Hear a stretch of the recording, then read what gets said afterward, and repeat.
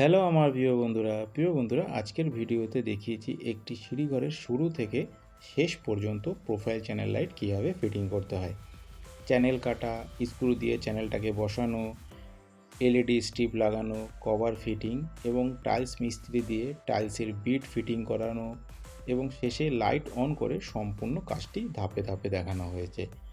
এর আগে আমরা এই কাজের কিছু ছোট ছোট অংশ আলাদা ভিডিওতে দেখিয়েছিলাম, কিন্তু আজকের ভিডিওতে পুরো কাজটাই একসাথে দেখানো হয়েছে, যাতে নতুনরাও সহজে বুঝতে পারে এবং নিজেরা করতে আত্মবিশ্বাস পায়।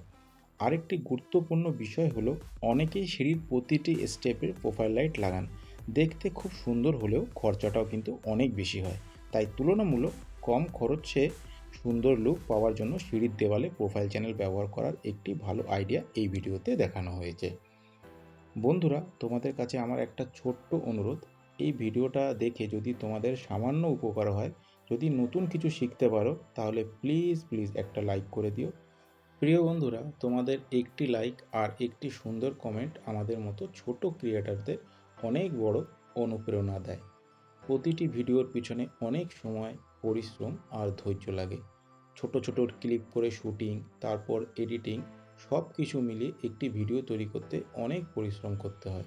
তাই তোমাদের ভালোবাসা আর সমর্থনই আমাদের সামনে এগিয়ে যাওয়ার শক্তি।